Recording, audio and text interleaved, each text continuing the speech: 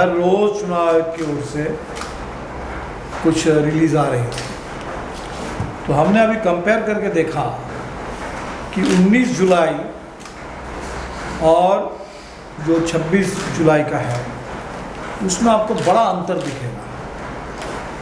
19, 21, 22 जुलाई तक चुनाव आयोग कंप्लीट आंकड़े दे रहा है कि कितने एन्यूमरेशन फॉर्म अभी तक मिले हैं। उसमें बता रहे थे कि कितने लोग प्रोबेबली शब्द था, probably diseased, probably permanently shifted और कंप्लीट आंकड़े थे। 22 जुलाई के बाद से ये प्रोबेबली शब्द हट जाता है, तब वो कहने लगते हैं कि रिपोर्टेड सो फार, परमानेंटली माइग्रेटेड रिपोर्टेड सो फार। और फाइनल जो रिपोर्ट है उसमें अब आंकड़े नहीं है, परसेंटेज है, एक पाई डायग्राम है और उस परसेंटेज के हिसाब से आंकड़े हैं। इसमें आपको दिखेगा कि 19 जुलाई के बाद से इसमें एक छलांग लगता है। आंकड़े ज़बरदस्त तरीके से, ठीक आजकल जैसे सर्च प्राइसिंग का मॉडल चला है, राजधानी का किराया भी जिस तरह से बढ़ता है, जो चुनाव के आंकड़े भी आते हैं कि 5 बजे के बाद अचानक पोलिंग में छलांग, तो इनके SIR के आंकड़ों में भी हमने देखा कि जो आखिरी हफ्ता है उस आखिरी हफ्ते में छलांग लगा करके आंकड़े बढ़ गए। हमने उसी पर एक आज पूरे टोटल अध्ययन करके एक पोस्ट भी हमने किया है फेसबुक पर। तो इसमें ये आंकड़े आप देख सकते हैं कि जो जैसे 19 जुलाई का जो आंकड़ा है उस समय था कि 7 करोड़ 15 लाख एन्यूमरेशन फॉर्म के आधार पर उस समय चुनाव आयोग ने कहा था कि 14,29,000 लोग चुनाव आयोग के हिसाब से प्रोबेबली डेड, जब टोटल था 7 करोड़ 15,82,000। और 22 तारीख आते 22 तारीख का जो आंकड़ा है उसमें भी एन्यूमरेशन फॉर्म लगभग उतना ही है, 7 करोड़ 16 लाख, लेकिन मरने वालों का आंकड़ा बढ़ के हो जाता है 18,66,869। और फिर जो फाइनल आया है उसमें ये हो गया है 22 लाख। तो आप देखेंगे कि इनके आखिरी हफ्ते में जो मरने वालों की संख्या है वो अचानक बिल्कुल आपके 27 लाख नहीं, मरने वालों का 22 लाख, मरने वालों का आंकड़ा 22 लाख है। तो 14,29,000 से छलांग लगा करके ये 22 लाख में पहुंच जाता है। मतलब 7.5 लाख से भी ज़्यादा मरने वालों के आकलन में इजाफा हो जाता है आखिरी सप्ताह में। उसी के साथ साथ आप देखेंगे कि जो जिस कैटेगरी में कहा जा रहा है परमानेंटली माइग्रेटेड, बिहार से जो स्थायी तौर पर बाहर जा चुके हैं, बाहर के ही अब बासिंदा हो चुके हैं, ये जो आंकड़ा है ये आपके 18 तारीख को 19 जुलाई का जो प्रेस रिलीज था उसमें ये आंकड़े थे 19,74,000। 19,74,000 ये 19 तारीख को चुनाव आयोग का आंकड़ा था कि 19,74,000, 20 लाख से कम ये लोग बिहार से स्थायी तौर पर बाहर जा चुके हैं। और ये आंकड़ा जो फाइनल रिपोर्ट आई उसमें ये आंकड़ा हो गया है आपके 36 लाख। आप देखिए, छलांग देखिए, आखिरी हफ्ते में ये आपके 19 लाख से छलांग लगा करके 36 लाख, लगभग डबल एक हफ्ते में।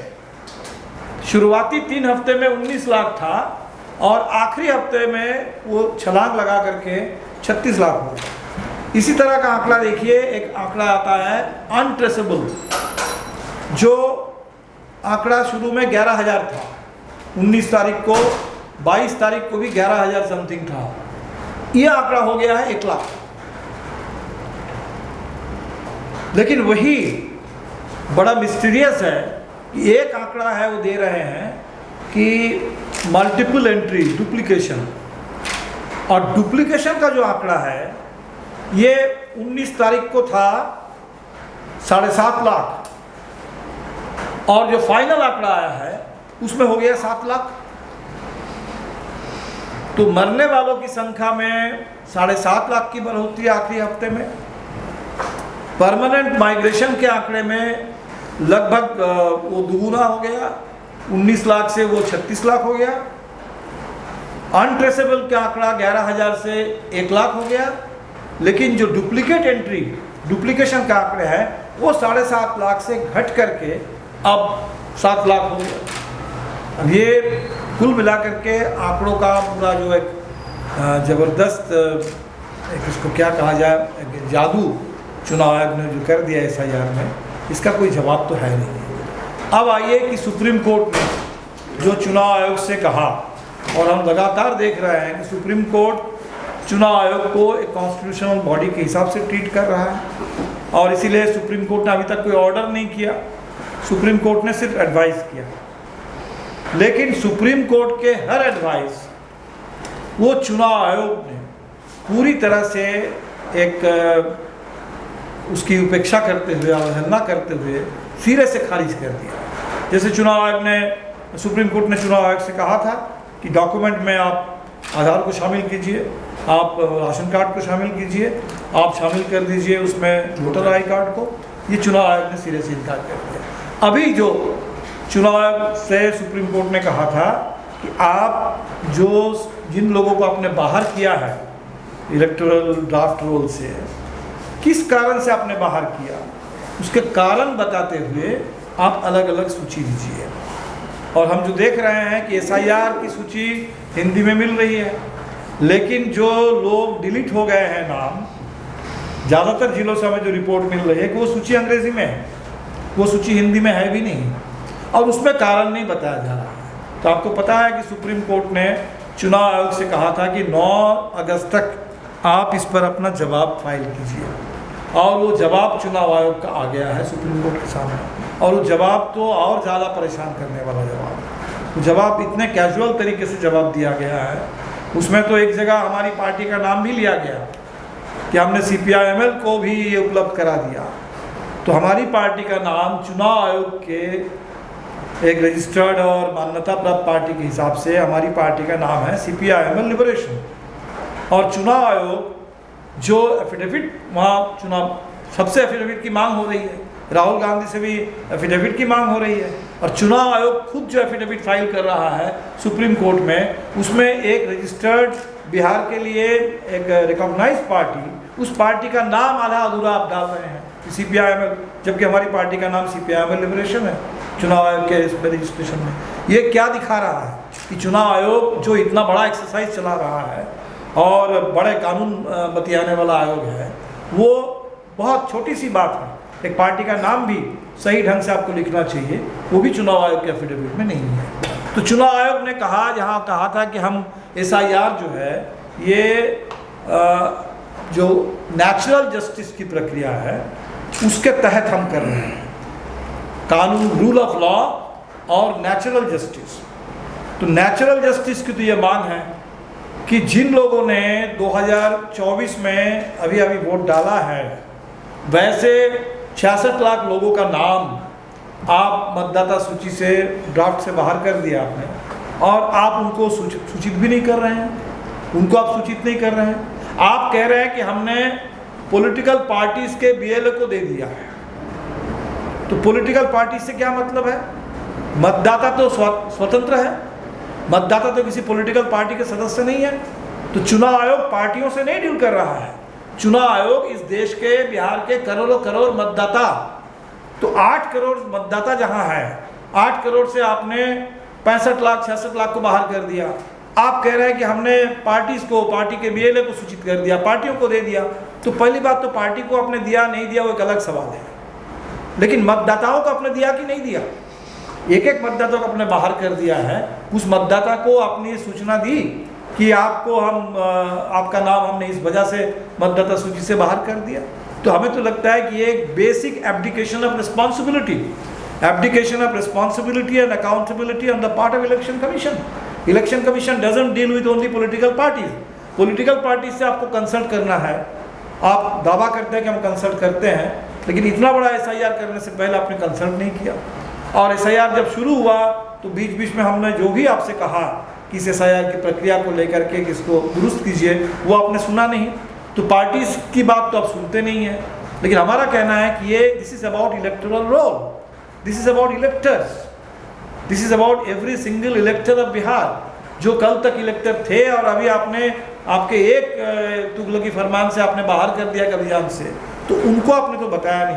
तो हमें लगता है कि ये चुनाव आयोग, सुप्रीम कोर्ट को भी इस पर देखना चाहिए कि चुनाव आयोग का जो रवैया है, सुप्रीम कोर्ट के सवालों का भी सही ढंग से जवाब नहीं है। और पार्टियों के नाम पर कि पार्टियों को हमने दे दिया, बीएलए, हमारे बीएलए ने ऑन प्रोटेस्ट एक्सेप्ट किया कि हमें जो सूची चाहिए थी कि आपने किन को डिलीट किया और किस ग्राउंड पर डिलीट किया, हमें वो सूची नहीं मिली। जो सूची आप देना चाहते थे आपने दे दी, तो ठीक है, उसका एक्नॉलेजमेंट चुनाव आयोग एक्नॉलेजमेंट नहीं देता है, लेकिन हमारे बीएलए ने दे दिया कि हाँ हमको ये सूची मिली। उस रिपोर्ट को आप एफिडेविट में शामिल कर रहे हैं कि सीपीआई-एमएल के लोगों को भी तो मिली है सूची। वो सूची नहीं मिली जिस सूची की हमने मांग की थी। वो सूची जो पूरा विपक्ष मांग रहा है, वो सूची आपने नहीं दी। आपने एक दूसरी सूची दी और दूसरी सूची दे करके आप कहलवा रहे हैं लोगों से कि भाई हमको तो सूची मिल गई।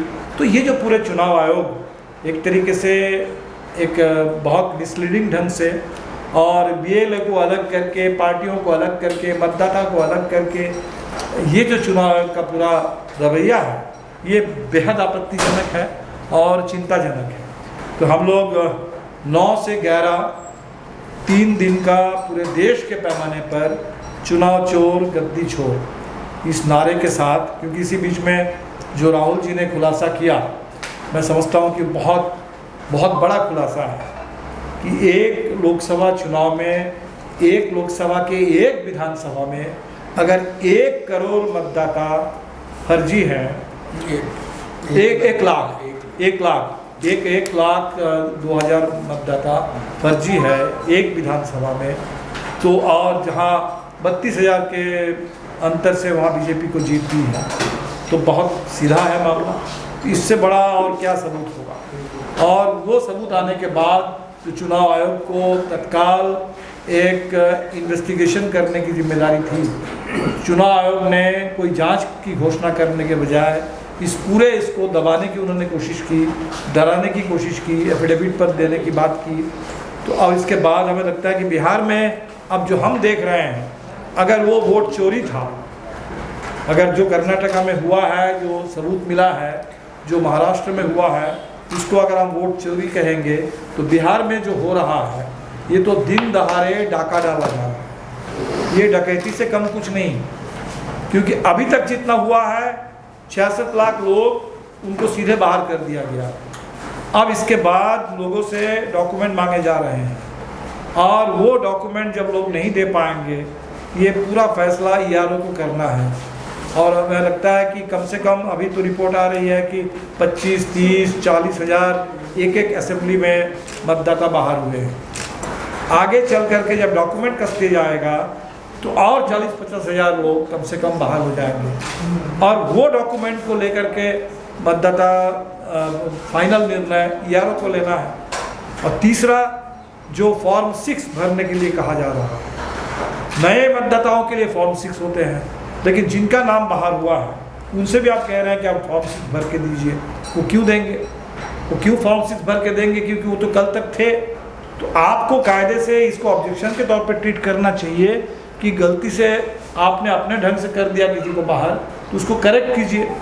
फॉर्म 6 नए मतदाताओं के लिए है, और नए मतदाताओं के लिए भी जो सूची अभी भराए जा रहे हैं, तो हम देख रहे हैं कि महादेवपुरा मॉडल, महाराष्ट्र वाला स्केल, महाराष्ट्र से हमको स्केल मिला कि कितने बड़े पैमाने पर फॉर्म 6 के जरिए मतदाताओं की उसमें भर्ती की गई है, और महादेवपुरा से हमको टेम्पलेट मिला। तो महाराष्ट्र स्केल पर, महाराष्ट्र पैटर्न पर, महादेवपुरा टेम्पलेट के हिसाब से बिहार में तो अब वो काम शुरू हो गया है, जहाँ एक एक पते पर 50, 200, कहीं तो 250 मतदाता सुन रहे हैं, जिनका एड्रेस नहीं है, जो एक ही नाम पर चल रहा है, एक ही परिवार का दिख रहा है। तो ये पूरी गड़बड़ी चल रही है। इसलिए अभी उसका 1/3 हिस्सा हमें दिखा है, जो 65 लाख, और 2/3 उसमें बाकी है, जो ERO के जरिए होगा और जो फॉर्म 6 के जरिए होगा। इसलिए ये सिर्फ महज वोटबंदी या वोट चोरी नहीं है, ये बिल्कुल पूरे बिहार में डाका डालने की कोशिश हो रही है। और इसीलिए हम लोगों ने 9 से 11 ये अभियान लिया।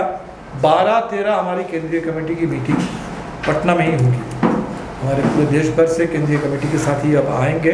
12-13 को हम लोग बैठक करेंगे। 15 तारीख को पूरे बिहार में और पूरे देश में ही हम लोग आज़ादी बचाओ, संविधान बचाओ और लोकतंत्र बचाओ, इस नारे के साथ विकेंद्रित ढंग से जगह जगह जनता की गोलबंदी होगी और तिरंगा झंडा और संविधान के साथ हम लोग ये संकल्प लेंगे कि इस संविधान की रक्षा करनी है। और संविधान में जो सबसे बुनियादी अधिकार देश के नागरिकों को मिला है वो है वोट डालने का अधिकार, उसकी रक्षा करनी है। 17 तारीख से पूरे इंडिया गठबंधन की ओर से एक यात्रा बिहार में चलेगी 30 अगस्त तक, और जिसका समापन पटना में 1 तारीख को होगा। ये वोटर अधिकार यात्रा है। तो पूरे बिहार में अगस्त महीने का आंदोलन का कार्यक्रम है मतदान के अधिकार की रक्षा करने के लिए।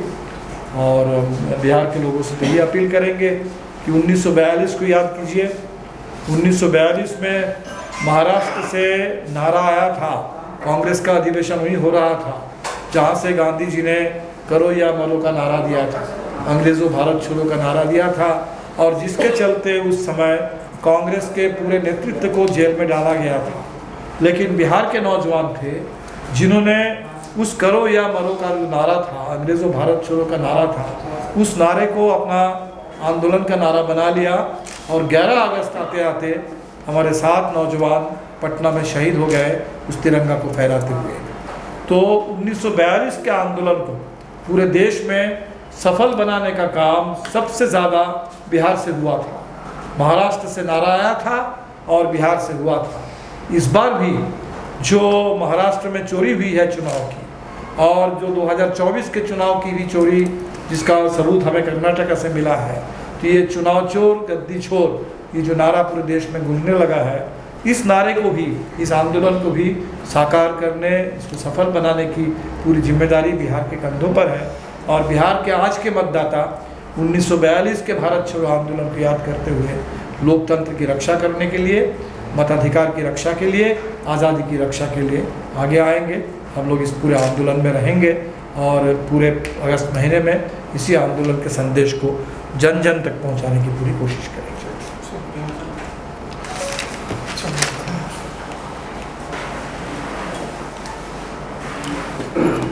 ये अभी जो बिहार में ये आया, उसका हमारी पार्टी की ओर से